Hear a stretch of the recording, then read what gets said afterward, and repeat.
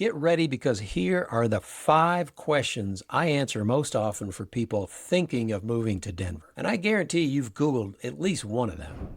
I'm Tim Habib. I've lived in Colorado for 40 years, and I'm about to give you the real, unfiltered truth about what it's like to live here.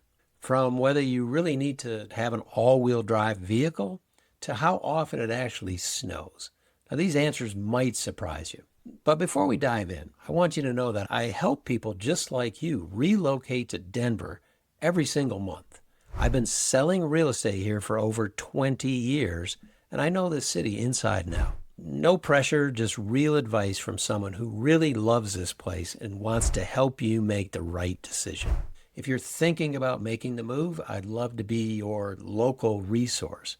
I'm an agent and a licensed lender, so I can get you pre-approved also. You'll find my contact information in the description below, but just text me.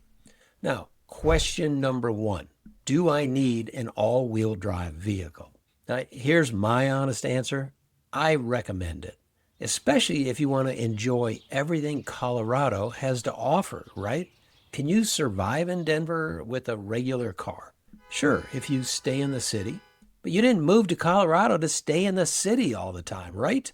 The minute you want to go skiing or drive to the mountains when a storm rolls in, or let's say take a dirt road to a trailhead, you'll wish you had all-wheel drive.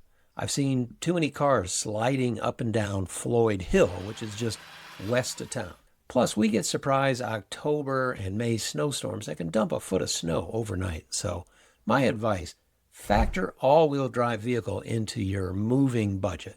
Think of it as your ticket to actually experiencing Colorado, not just living here. So question number 2, how do I handle the altitude? The altitude is real. Denver sits at 5,280 feet, a mile high, and your body will notice. But here's what people get wrong. It's not going to ruin your life. You do adapt. The key is simple. Stay hydrated. Whatever amount of water you normally drink, double it for your first month here. You'll get headaches if you don't drink enough water. It's not really the altitude, it's Denver being so dry. I think. I don't know. I'm not a doctor. You might feel tired for a week or two. Alcohol hits you harder. 1 drink equals 2 at sea level, and you'll be out of breath climbing stairs. The good news, your body adapts within a month or so.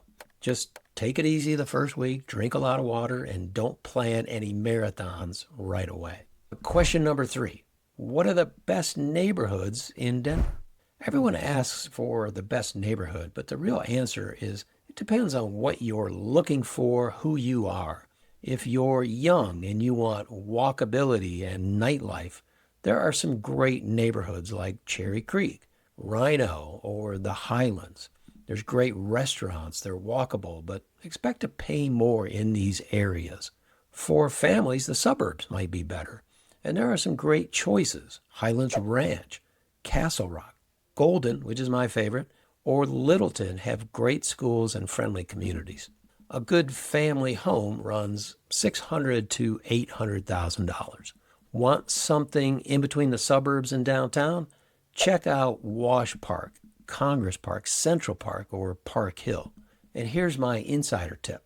Don't overlook Lakewood, Arvada, Broomfield. They're having a moment right now, and you'll get more for your money in general. Question number 4, what's the culture like here? Denver's culture is unique and often outdoorsy, but you don't have to be an extreme athlete to fit in. What really defines Denver is laid back, active, health-conscious vibe. People wear athletic wear to nice restaurants. Dogs are everywhere, and work-life balance is taken seriously. The food scene has exploded, and craft beer is basically a religion here.